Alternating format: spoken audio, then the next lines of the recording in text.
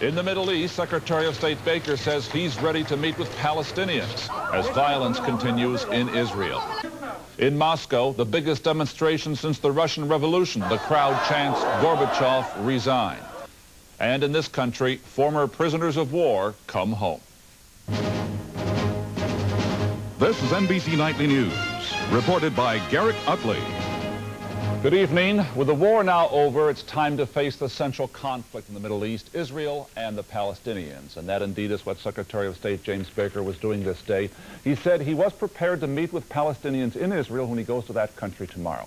Now, Yasser Arafat and his aides will not be among them, but still, it's an important sign from the United States that it will push ahead to try to find a solution to this conflict. John Dancy is traveling with Baker. Jim Baker hung out the open for business sign on his Middle East Peace Bazaar today and found, if not buyers, at least some Arab shoppers.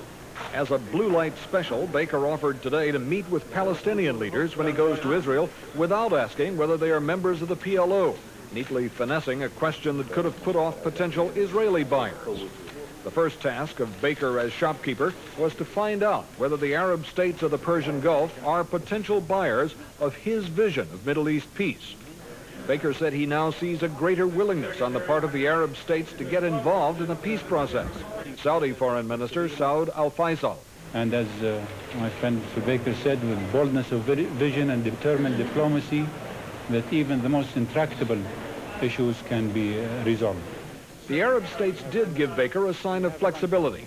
A statement from the Arab states called for an international peace conference on the Middle East as an appropriate framework for solving problems with Israel.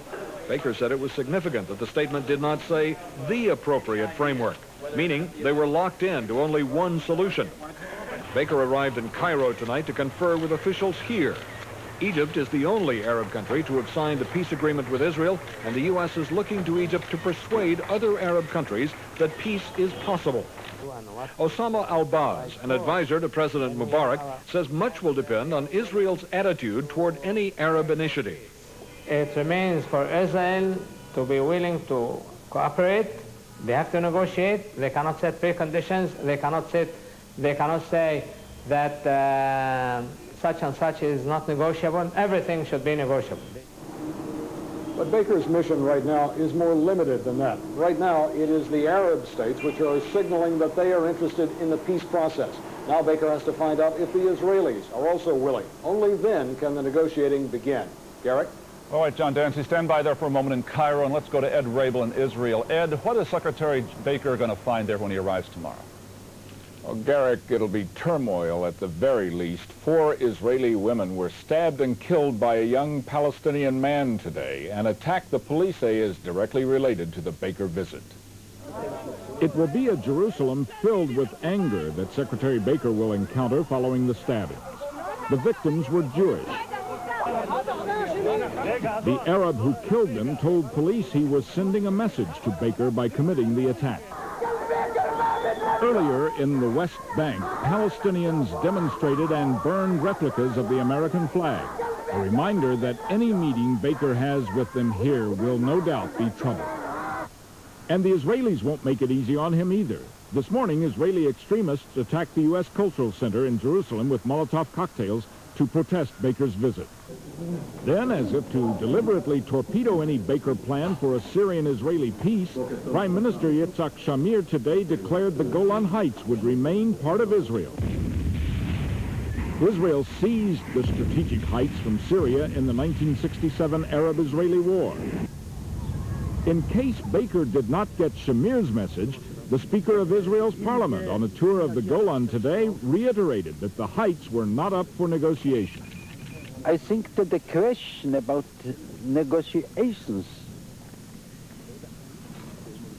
it's not a question. Why to talk about it? The Golan is key to peace in the region, some analysts believe. They say Syria never will consider making a deal with Israel without regaining the territory. Now we stay on the highland of the Golan Heights.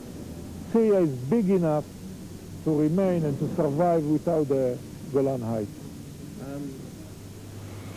So, Garrick, it's a kind of Middle East catch-22. The Israelis say they want to make a separate deal with their Arab neighbors for peace. But they refuse to relinquish the very thing the Arabs want, their land. So Secretary of State Baker has his work cut out for him. All right, Ed and John Dancy in Cairo.